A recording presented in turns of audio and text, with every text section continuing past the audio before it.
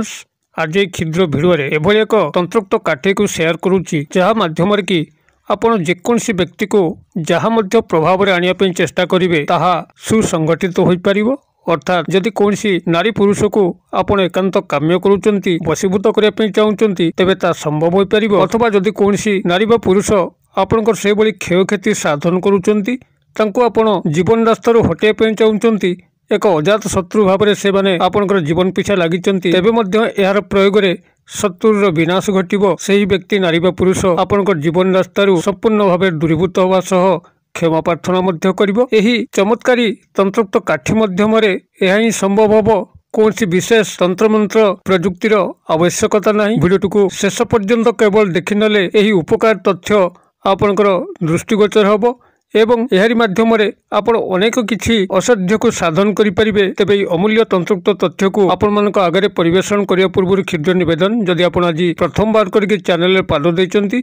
एवं एही कंटेंट रे आपनको रुचि रहउची तेबे चैनल कड़े थिबा लाल कलर सब्सक्राइब बटन क्लिक करी बेल आइकन क्लिक करी एवं ऑल नोटिफिकेशन पर क्लिक करी चैनल टी को सब्सक्राइब करनियंतु जेबल कि आमे जेतर मध्ये आपण मानक सेवारे एही भली तंत्र मंत्र वीडियो अपलोड करिवु तार सर्वप्रथम नोटिफिकेशन आपण पाखरे पहुंचीबो एवं से सब को आपण माने सर्वादूर देखिकरी किछि ज्ञान आहरण करि परिबे। तेबे फ्रेंड्स एबे नजर पकेबा शक्तिशाली तंत्रोक्त काठी जहाँ माध्यम कि आपण जेउ व्यक्ति को जेउ प्रभाव रे आनिया पई चाहिबे ताहा संभव होई परिबो। एही तंत्रोक्त काठी एक एभली अद्भुत वृक्षर शाखा अटे जहाँकि आपण माने जानिथिबे एही वृक्ष होची आपणकर डालिंब वृक्ष जार फल को कि अमृत तुल्य मना जाए जदि कौन व्यक्तिर देहरे रक्तर कमी आसे तेबे एही फल सहायता ही तार समस्त रक्तर अभाव को पूरण होता है एवं यह अन्यथरे वेदना बेली मध्य कह जाए जहाँकि जंत्रणा निवारक जदि कौन उद्देश्य रे आपण माने फल को व्यवहार कले शरीर कौन जंत्रणा मध्य रहे ना। आयुर्वेदिक शास्त्र रे यार जे भली आयुर्वेदिक क्षमता अच्छी से भाव तंत्रोक्त शास्त्र मध्य यार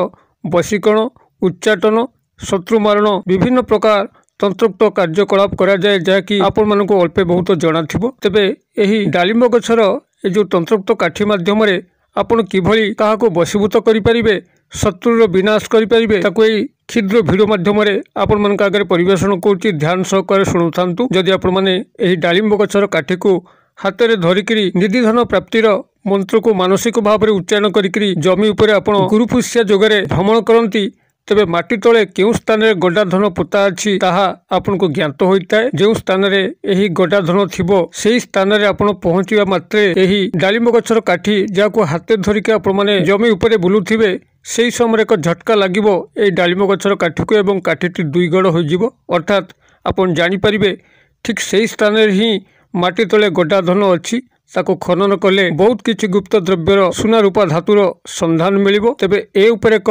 सविशेष विवरण युक्त वीडियो मो भविष्य क्रमे चैनल रे अपलोड करिवि। आपण चैनल को सब्सक्राइब करी बेल बटन दबाई कि रखितांतु जद्वारा कि मु जेतर मध्ये एई वीडियोटी को छाड़िबि तार नोटिफिकेशन आपण पाखरे सीधा सड़क पहुंचबो एवं आपण माने ताकू देखिकरी अनेक किछि ज्ञान अर्जन करि परिबे। तेबे आजिर एई क्षुद्र वीडियो रे मु केवल दुई गोटी प्रयोग विधि कहूची।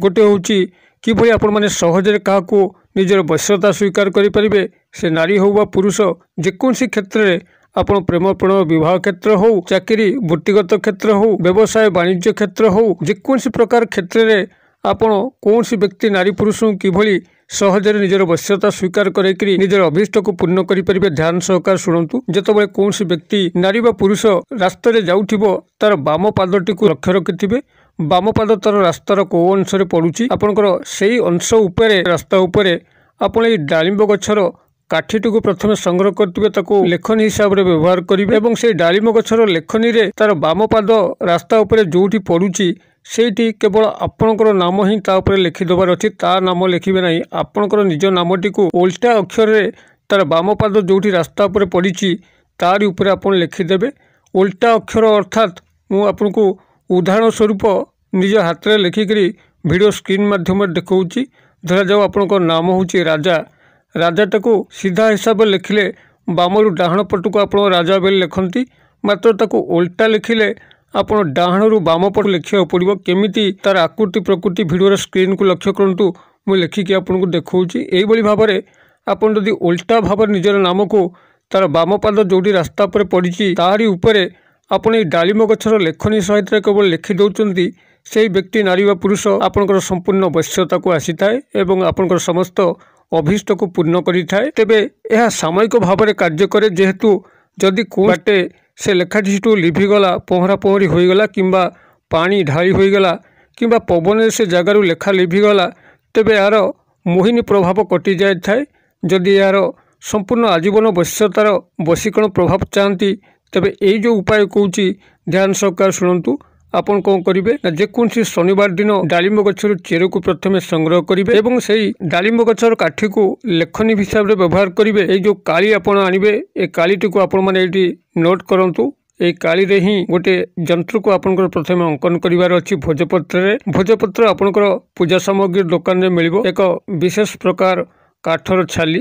এই ଭୋଜପତ୍ର ଆପଣମାନେ 2 ରୁ 3 ଟଙ୍କା ବିନିମୟରେ ଯେକୌଣସି ପୂଜା ସାମଗ୍ରୀ କିମ୍ବା ପଂସାରୀ ଭାଇ ପୁଟୁଳି ବଣିଆ ଦୋକାନରୁ ପାଇପାରିବେ। ଭୋଜପତ୍ରକୁ ସଂଗ୍ରହ କରିସାରିଲା ପରେ ତାଙ୍କରି ପାଖରୁ ଆଉ 3ଟି ସାମଗ୍ରୀ ଆଣିବେ। ଗୋଟେ ହେଉଛି ଆପଣଙ୍କର କୁଙ୍କୁମ, ଆଉ ଗୋଟେ ହେଉଛି ଗୋରଚନ ଏବଂ ଆଉ ଗୋଟେ ହେଉଛି ଅଷ୍ଟଗନ୍ଧ କାଳି। এই 3ଟି ଏକ ଜିନିଷ ବି ସେହି ପୂଜା ସାମଗ୍ରୀ ପୁଟୁଳି ବଣିଆ ପଂସାରୀ ଭାଇ ଦୋକାନରେ ମିଳେ। ଏତିକୁ ଆମେ ସଂଗ୍ରହ କରିକିରି ତାକୁ କାଳି ପ୍ରସ୍ତୁତ କରିବେ ଏବଂ ସେ କାଳି ଏବଂ ଡାଳିମ୍ବ ଗଛର କାଠିର ଲେଖନୀ ସହାୟତାରେ এই ଭୋଜପତ୍ର ଉପରେ ଆପଣଙ୍କୁ ଏଇ ଯେଉଁ ଯନ୍ତ୍ର ଭିଡ଼ିଓ ସ୍କ୍ରିନରେ ଦେଖାଉଛି, সেই ଯନ୍ତ୍ରଟିକୁ ଭୋଜପତ୍ରର ଗୋଟେ ପଟରେ ଲେଖିଦେବେ ଏବଂ ଅନ୍ୟ ପଟରେ ସମ୍ପୃକ୍ତ ବ୍ୟକ୍ତି ନାରୀ ବା ପୁରୁଷଙ୍କର ନାମଟିକୁ ଲେଖିଦେବେ। ଅର୍ଥାତ୍ ଭୋଜପତ୍ର ଯେଉଁ 2 ପଟ ରହିଲା, ଗୋଟେ ପତ୍ରରେ ଯନ୍ତ୍ର ଅଙ୍କନ କରିବେ ଏବଂ ତାର ପଛପଟେ ନାରୀ ବା ପୁରୁଷଙ୍କର ନାମକୁ ଲେଖିଦେବେ। ଏହାକୁ ତାପରେ ଆପଣମାନେ ଗୋଟେ ରୂପା ତାବିଜରେ ଭରିକିରି ଏବଂ ସେଥିରେ ଏଇ ଯେଉଁ ଶନିବାର ଦିନ ଡାଳିମ୍ବ ଗଛର ଚେରକୁ ସଂଗ୍ରହ କରିଛନ୍ତି ତାକୁ ତା ଭିତରେ ପ୍ରବେଶ କରେଇ ମୁଖକୁ ମହମ ଜଉମୁଦ ଦେଇକରି ବନ୍ଦ କରିକିରି ଲାଲ ଫିତା ସାହାଯ୍ୟରେ, ଯଦି ଆପଣମାନେ ପୁରୁଷ ହେଇଥିଲେ ଦକ୍ଷିଣ ହସ୍ତରେ ପିନ୍ଧି ନେଉଛନ୍ତି, ନାରୀ ହେଇଥିଲେ ବାମ ହସ୍ତରେ ପିନ୍ଧି ନେଉଛନ୍ତି ଅଥବା ଏହାକୁ ଗଳାରେ ମଧ୍ୟ ପିନ୍ଧି ନେଉଛନ୍ତି, ତେବେ ସେହି ବ୍ୟକ୍ତି ନାରୀ ବା ପୁରୁଷ ଯାହାଙ୍କର ନାମକୁ ଆପଣମାନେ ଏହି ଭୋଜପତ୍ରର ପଛପଟେ ଲେଖିଥିଲେ, ସେ ଆଜୀବନ ଆପଣଙ୍କର ବଶ୍ୟତା ସ୍ୱୀକାର କରିକିରି ସମସ୍ତ ଅଭୀଷ୍ଟକୁ ପରିପୂର୍ଣ୍ଣ କରିଥାଏ। ଏତଦ୍ ବ୍ୟତିରେକେ ଯଦି କୌଣସି ନାରୀ ବା ପୁରୁଷ ଆପଣଙ୍କୁ ସେଇଭଳି ଭାବରେ ହଇରାଣ କରି ଚାଲିଛି, ଅଜାତ ଶତ୍ରୁ ହିସାବରେ ଆପଣଙ୍କ ଜୀବନକୁ ନଷ୍ଟ କରି ଚାଲିଛି, ଶାରୀରିକ କ୍ଷୟକ୍ଷତି କରୁଛି, ମାନସିକ କ୍ଷୟକ୍ଷତି କରୁଛି, ଆପଣଙ୍କୁ ବିଭିନ୍ନ ସ୍ତରରେ ଅପମାନ ଦେଉଛି, ମଣିଷ ଭଳି ମଣିଷ ହିସାବରେ ବଞ୍ଚାଇ ଦେଉନାହିଁ, ତେବେ ସେହି ନାରୀ ବା ପୁରୁଷଙ୍କର ସମସ୍ତ ଦର୍ପ ଭାଙ୍ଗିବା ପାଇଁ ଏବଂ ଆପଣଙ୍କ ପାଖରେ କ୍ଷମା ପ୍ରାର୍ଥନା କରିବା ପାଇଁ, ଆପଣଙ୍କ ଜୀବନ ରାସ୍ତାରେ ଦୂରେଇବା ପାଇଁ ଏକ ସୂକ୍ଷ୍ମ ଶକ୍ତିଶାଳୀ ପ୍ରୟୋଗ এই ଡାଳିମ୍ବ ଗଛ କାଠି ମାଧ୍ୟମରେ ସେୟାର କରୁଛି। ଧ୍ୟାନ ସହକାରେ ଶୁଣନ୍ତୁ। ଯେକୌଣସି ଶନିବାର ଦିନ ଆପଣ এই ଡାଳିମ୍ବ ଗଛର କିଛି ଛୋଟ ଛୋଟ କାଠିକୁ ସଂଗ୍ରହ କରିବେ ଏବଂ ଏକ କଳା ସୂତା ସାହାଯ୍ୟରେ ଆପଣ 21 ଗୋଟି ଡାଳିମ୍ବ ଗଛର କାଠିକୁ ଗୁନ୍ଥିକି ଗୋଟେ ମାଳା ପ୍ରସ୍ତୁତ କରିବେ। ତତ୍ସହ କିଛି ଡାଳିମ୍ବ ଗଛର ଶୁଖିଲା କାଠି ମଧ୍ୟ ସଂଗ୍ରହ କରିଥିବେ। ଗୋଟିଏ ଧୂପ ସରା ଉପରେ এই ଶୁଖିଲା ଡାଳିମ୍ବ ଗଛର କାଠି ରଖିକିରି ଏବଂ ତା ଦେହରେ ଶ୍ରୀକର୍ପୂର ବା ପୂଜା କର୍ପୂର ଏବଂ ଲବଙ୍ଗ ସହାୟତାରେ ଏବଂ ଗାଈ ଘିଅ ସହାୟତାରେ ତାକୁ ଜାଳିକିରି ଏକ ଅଗ୍ନି ସୃଷ୍ଟି କରିବେ। ଏକ ଫଟୋ ମଧ୍ୟ ସଂଗ୍ରହ କରିଥିବେ ସେହି ଶତ୍ରୁ ନାରୀ ବା ପୁରୁଷଙ୍କର, ତାଙ୍କର ଫଟୋକପି କାଗଜ ପ୍ରିଣ୍ଟ ହିସାବରେ ଆପଣ କାଢ଼ିଥିବେ ଏବଂ ସେହି ଫଟୋର ପଛପଟେ ଶତ୍ରୁର ନାମ, ତାଙ୍କର ମାତାଙ୍କ ନାମ ଲେଖିକିରି ଆପଣ ଏହି ଅଗ୍ନିରେ ତାକୁ ଆହୁତି ପ୍ରଦାନ କରିବେ।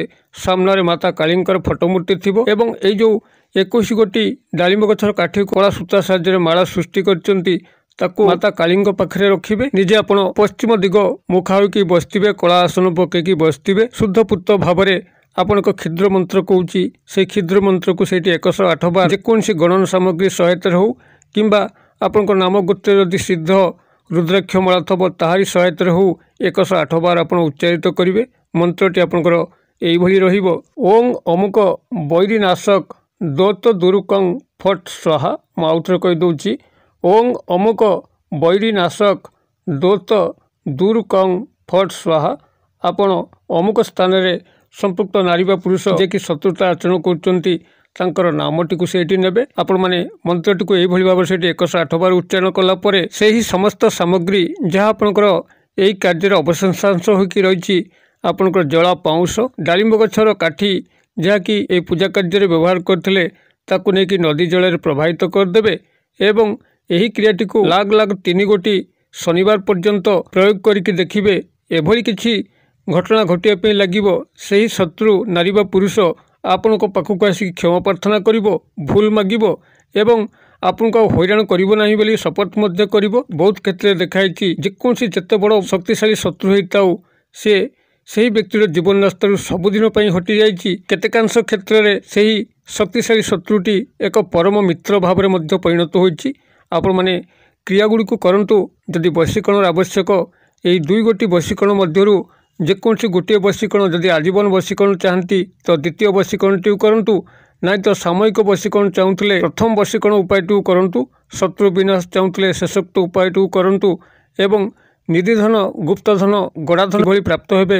ନିଶ୍ଚିତ ଭାବରେ ମୁଁ ଖୁବ୍ ଶୀଘ୍ର ତାର ଏକ ଭିଡ଼ିଓ ପ୍ରସ୍ତୁତ କରି ଆପଣମାନଙ୍କ ସାମ୍ନାକୁ ନେଇ ଆସିବି, ଯାହାଦ୍ୱାରା କି ଆପଣମାନେ ଗୁପ୍ତଧନକୁ କିଭଳି ପ୍ରାପ୍ତ କରିପାରିବେ ତା ଉପରେ ସମ୍ୟକ ଜ୍ଞାନ ଅର୍ଜନ କରିପାରିବେ। ଯଦି ଭିଡ଼ିଓଟି ଭଲ ଲାଗୁଥାଏ ନିଶ୍ଚିତ ଭାବେ ଲାଇକ୍ କରିବେ, ସାଙ୍ଗସାଥି ମହଲରେ ଯଥେଷ୍ଟ ମାତ୍ରାରେ ସେୟାର କରିବେ। ଭିଡ଼ିଓର କ୍ଷୁଦ୍ର ପରିସର ମଧ୍ୟରୁ ମୋତେ ଏଇଟା ବିଦାୟ ଦିଅନ୍ତୁ। ପୁଣି ଆପଣମାନଙ୍କ ସହ ଦେଖା ହେବ ଏଇଭଳି ଏକ ଶିକ୍ଷଣୀୟ ଭିଡ଼ିଓରେ। ସେ ପର୍ଯ୍ୟନ୍ତ ଦର୍ଶକ ବନ୍ଧୁ ଆପଣମାନେ ସମସ୍ତେ ମଙ୍ଗଳମୟ କୃପାରୁ ଭଲରେ ଥାନ୍ତୁ। ରହୁଛି।